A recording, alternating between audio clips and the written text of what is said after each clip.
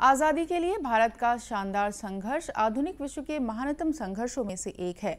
दूरदर्शन समाचार इतिहास की धारा बदलने वालों की झलक रोजाना आपके लिए लेकर आ रहा है। आज की कड़ी में हम बात कर रहे हैं गुरुदेव रविंद्रनाथ टैगोर के बारे में। आज हम गुरुदेव रविंद्रनाथ टैगोर को याद कर रहे हैं, जिनका जन्म 7 मई 1861 को कोलकाता में हुआ था। रविंद्रनाथ टैगोर ब्रह्म समाज के नेता देवेंद्रनाथ टैगोर के सबसे छोटे पुत्र थे। रविंद्रनाथ ने कविता और साहित्यिक कृतियों के माध्यम से ब्रिटिश साम्राज्यवाद का पर्दाफाश किया। वे चाहते थे कि अंग्रेजों के खिलाफ संघर्ष एक अभिजात्य वर्ग तक ही सीमित न रहे, बल्कि व्यापक जन आंदोलन बने। और यही कारण है कि टैगोर ने अपनी अधिकांश रचनाएं बांग्ला में ही लिखी। 1905 में बंगाल के विभाजन के दौरान रविंद्रनाथ ने स्वदेशी आंदोलन को सक्रिय नेतृत्व प्रदान किया, जिसमें ब्रिटिश सामान के बहिष्कार और स्वदेशी उत्पादों को बढ़ावा देने की हिमायत की गई थी। रविंद्रनाथ टैगोर ने लोगों को एकजुट करने के लिए बांग्लार माटी बांग्लार जोल गीत लिखा था। उन्होंने आमार सोनार बांग्ला गीत भी लिखा, जिसे बाद में बांग्लादेश ने राष्ट्रगान के रूप में अपनाया।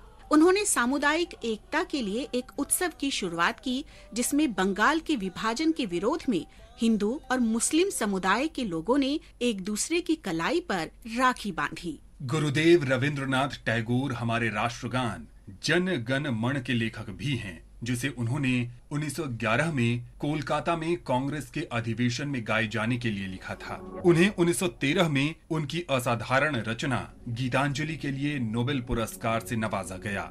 नोबेल पुरस्कार पाने वाले वे पहले भारतीय थे। 1915 में उन्हें ब्रिटिश शासन ने नाइटहुड उपाधि से भी सम्मानित किया था, लेकिन उन्होंने जलियांवाला बाग हत्याकांड के बाद इसे लौटा दिया था। वायसराय चेम्सफोर्ड को अपने अस्वीकृति पत्र में रविंद्रनाथ ने लिखा था, इस समय सम्मान के ये बैज हमारे लिए शर्मनाक हैं और मैं अपनी ओर से सभी तथाकथित विशेष सम्मानों को अस्वीकार करते हुए अपने देशवासियों के पक्ष में खड़ा होना चाहता हूँ, जो इंसानियत को शर्मसार करने वाले अत्याचारों को भुगतने के लिए विवश हैं।